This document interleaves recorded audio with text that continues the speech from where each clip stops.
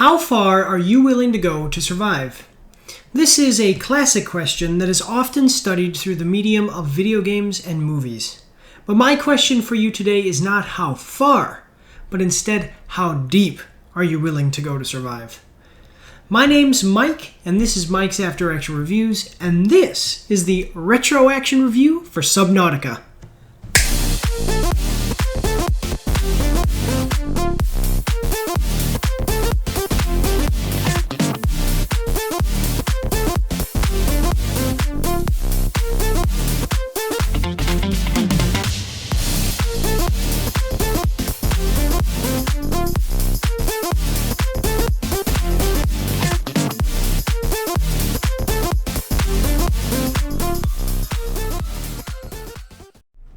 Here at Mike's After Action Reviews, we always start out by talking about the game's core gameplay mechanic. And I'm very excited today because this is the first game that I've ever talked about on the channel in which the core gameplay mechanic is not combat. This game is all about exploration with very minor combat mechanics present. One thing that's also important to mention right off the bat is that Subnautica, unlike other games in the survival craft genre, is single player only. This actually benefits the game by making the idea of being trapped on a planet more authentic, with the player being completely alone. The game has a wide variety of biomes for the player to explore, and quite a few creatures for the player to see, interact with, and of course, run from. The exploration in this game often takes you through breathtaking environments and utilizes interesting and challenging mechanics to keep the player hooked. You see, you start the game at the surface of the ocean, and in order to survive you have to find food, drinkable water, and you have to build a base. This is all pretty standard stuff for survival craft games. But what separates Subnautica from others of its genre is that there is a story to follow here, which, in order to discover, in a literal sense, requires the player to go to much deeper, darker, and at times scarier depths. In open-world survival games that I have found, there often is not much incentive to fully explore the world after you have set up a self-sufficient base. Ark, for example, is a very popular multiplayer survival game involving building, crafting, fighting, and the game's keynote feature, taming dinosaurs. The features in Ark are great, but much of what you can do in the mid to late game, such as progressing the skill tree or taming larger dinosaurs, is far too tedious, with massive amounts of ridiculously rare resources required to progress in what you can build and craft, and the tame times for larger dinosaurs being literal out-of-game real-world hours. These mechanics have turned the game into a major grind. This is something that Subnautica has very effectively avoided being. This is just one example, but when you look at other games such as DayZ, 7 Days to Die, Project Zomboid, and even Rust, you will find an open world with a lot of things to do, but very little purpose to what you are doing. I'm not trying to rag on these games and say that they're bad. They were designed to be played multiplayer and with friends, and they are very fun when doing so. But if you are looking for a purpose-driven narrative, you won't find it. Subnautica does give players an open world to explore, base building and crafting, and enemies to either fight or flee from, but also offers the player an adventure, not just a sandbox.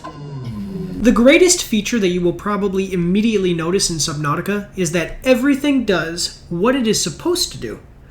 This may sound redundant, so let me explain.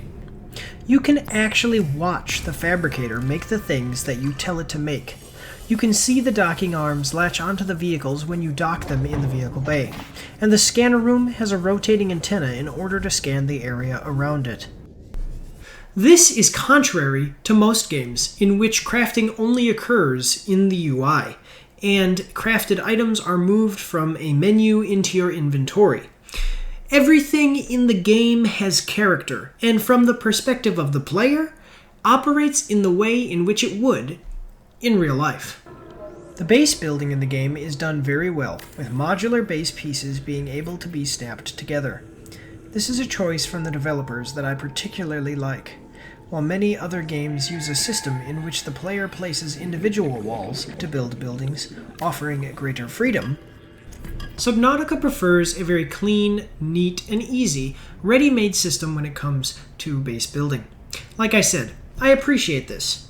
On one hand, you give up a little bit of freedom when building your base, and on the other hand, everything looks a little nicer, with interiors that have a lot more character than stock walls, and the system still gives you enough room for creativity.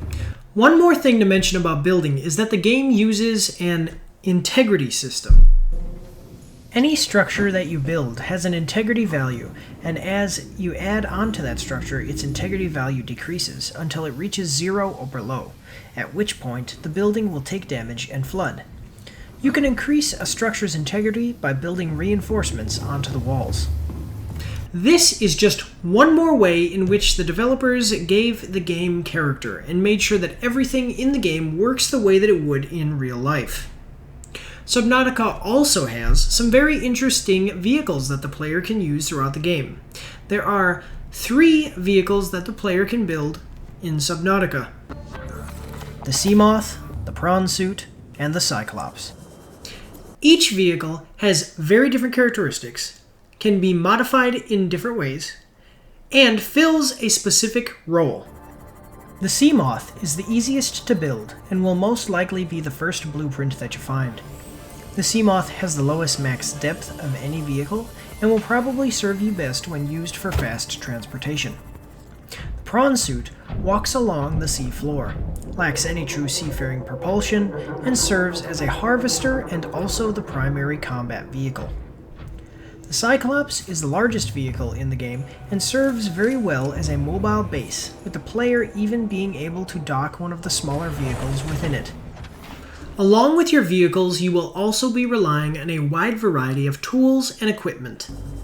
Just like the vehicles, and structures for that matter, in order to craft tools, you have to find their blueprints, which can be found throughout the world and within wreckage that dots the sea floor. The most notably unique tools in the game are the propulsion cannon, which allows the player to repel enemies, and the stasis rifle, which allows you to encapsulate enemies in a stasis bubble. The last thing that I want to talk about before we move on is the modification system in Subnautica. In the game, there are modification blueprints for most of the gear, which serve as interesting and useful upgrades for each piece of equipment. The most prevalent mods you can build are the depth mods, which allow the vehicles in the game to go to greater depths, and the solar and thermal generator mods, which allow the vehicles to recharge their power cells without returning to base. Aside from the vehicle mods, there are also modifications for your tools and suit. My favorite being the thermal knife mod that allows you to kill and cook fish simultaneously, and the swim charge fins mod that recharges your tools as you swim. These are just a few examples, with many more modifications being in the game than I have mentioned here. Now, moving on to the game's story. The story is deceptively well written and does a very good job of driving the player to its finale. It also encourages exploration with the game's crafting and resource collection mechanics. The plot is a classic Robert Crusoe-style story with a twist. The player is marooned alone in the middle of a massive ocean, but unlike Crusoe, you are on a deserted planet with no chance of escape because of an ancient alien defense system which will not let you leave. In Subnautica, it is your objective to uncover the mystery behind the planet that you are marooned on, and also save yourself from its endless seas. I would say more, but I don't want to spoil it for you. Such a well-thought-out narrative is rare in a game of this genre, and it is definitely worth checking out for yourself. So now I'm going to move on to my final statements and my review score, and I have some information written down here about the game and its critical response when it was released and how much money we think that it made. So, the game came out in early access in December of 2014. The full version of the game came out on January 2018, so it was almost, it was in early access for almost 4 years.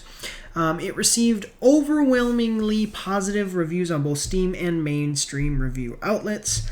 The game has sold around 5.3 million copies, according to a bunch of sources that I've done some research, in my research.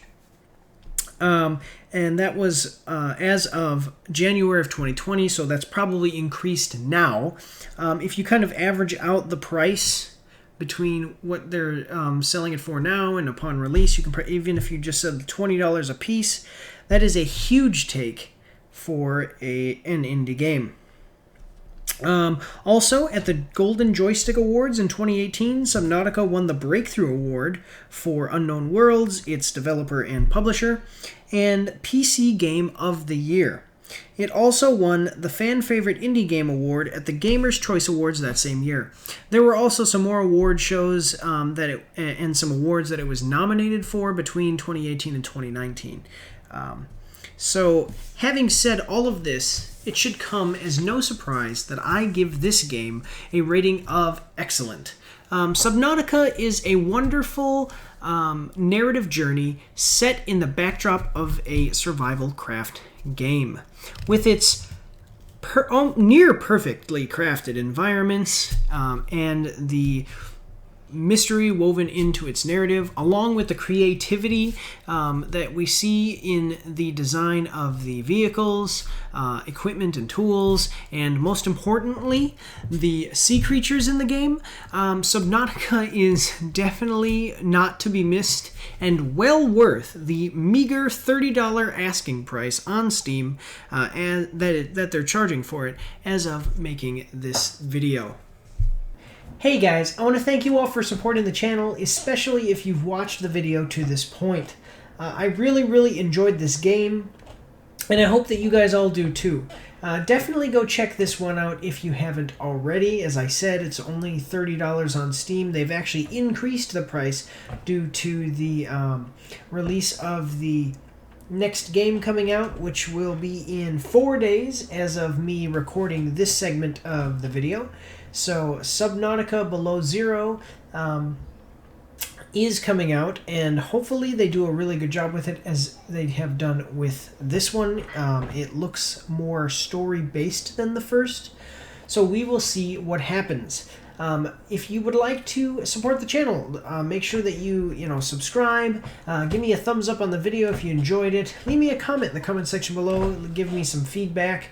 Everything that I do in the channel is in relation to how my community and my action pack, my followers are doing. Make sure to follow me on Twitch. You can go and follow me on Instagram and Facebook as well. I'm putting stuff up about the channel all the time on there. Also, just to remind everybody, we're doing cash giveaways at 250 subscribers. We only have like 30 more subscribers to go, so help me cross the finish line, guys. We also are going to be doing cash giveaways at 500 subscribers and 1,000 subscribers, and the value of the cash giveaway will be increasing with each milestone. So, go check that out. Oh, by the way, you just heard my son yell. We're getting him ready for bed, but I'm not going to remove that section of the video. Anyway, but I really do, as I said, really do appreciate it, guys. The biggest way that you can support the channel right now is completely free and will only take you a couple of seconds. Go down on my videos and hit the share button. Share my videos on social media. I am a small content creator, and I also pay for advertising across multiple platforms. No advertising that I pay for would ever be as good as you, my viewers, sharing my videos and recommending them to your friends on social media. So I really do appreciate it, guys, if you would do that for me. But anyway, that's all I've got for you today. I hope that you've enjoyed. I just want to say thank you all one last time, and also God bless you all, and have a good night.